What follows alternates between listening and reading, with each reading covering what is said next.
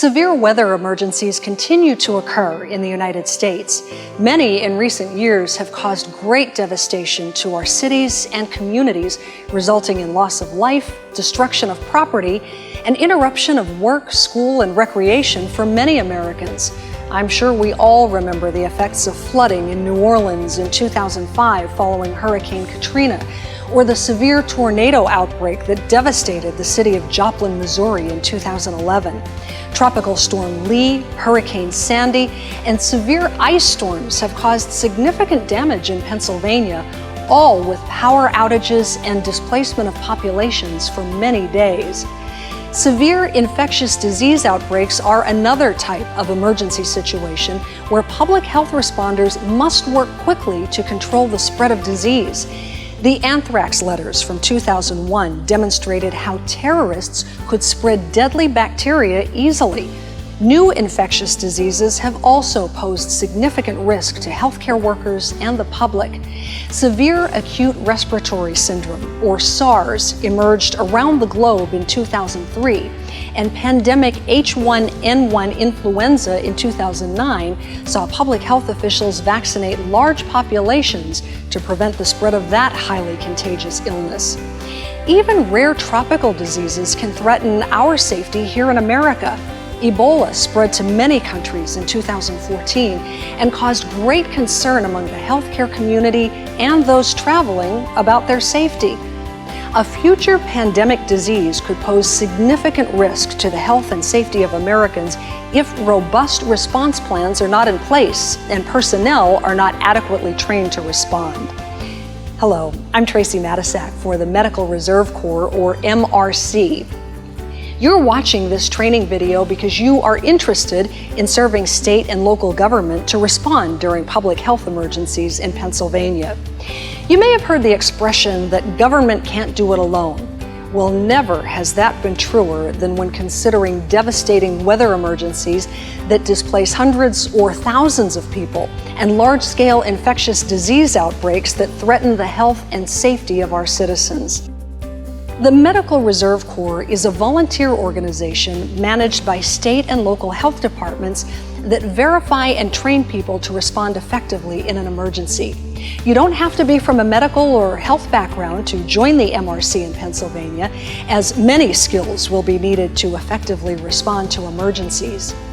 Joining the Medical Reserve Corps today helps prepare all of our communities so that in the event of a devastating disaster, we will all be better prepared to help each other and recover sooner.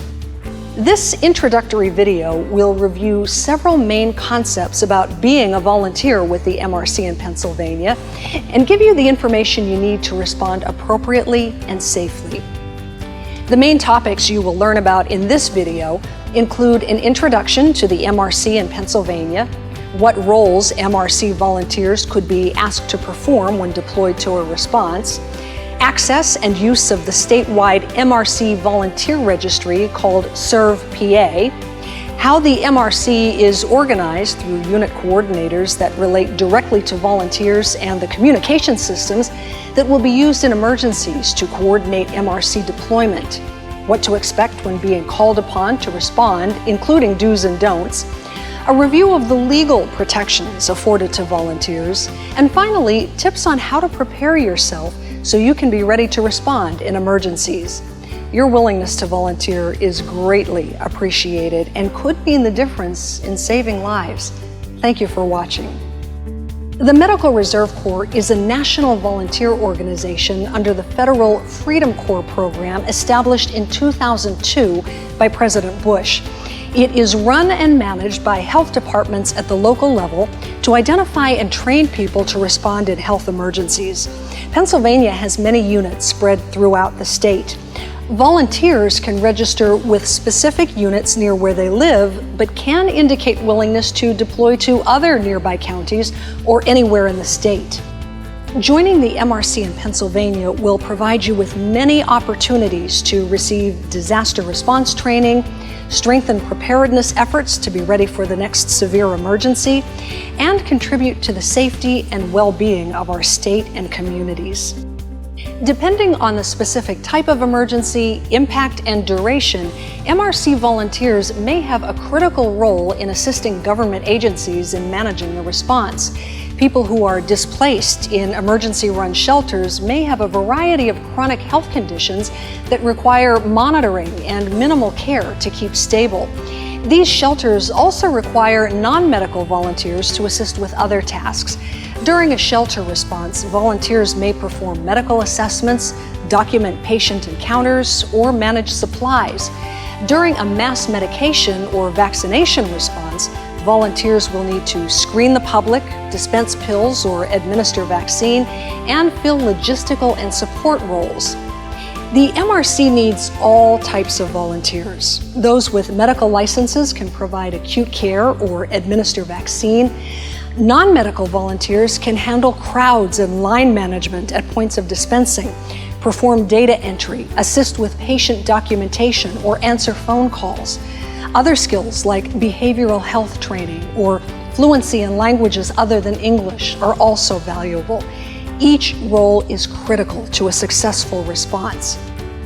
All volunteers in the MRC must be registered and approved through the Pennsylvania State Registration System called ServPA. ServPA is a web-based registry of volunteer health professionals in Pennsylvania. It collects your contact information, skills and licenses, and educational history. This secure system allows us to contact you quickly via email, text message, and phone in an emergency.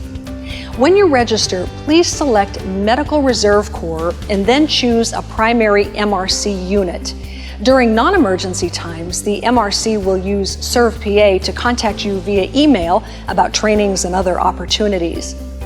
If you're interested in deploying outside of your jurisdiction, you will note this here. Remember, you must be registered in ServPA and approved by your unit coordinator before any deployment can occur. We also strongly encourage entering as much contact information as possible, including cell phone, so that we can reach you urgently if the need arises. Each MRC has a unit coordinator who oversees the training schedule and, in an emergency, notification and activation of volunteers.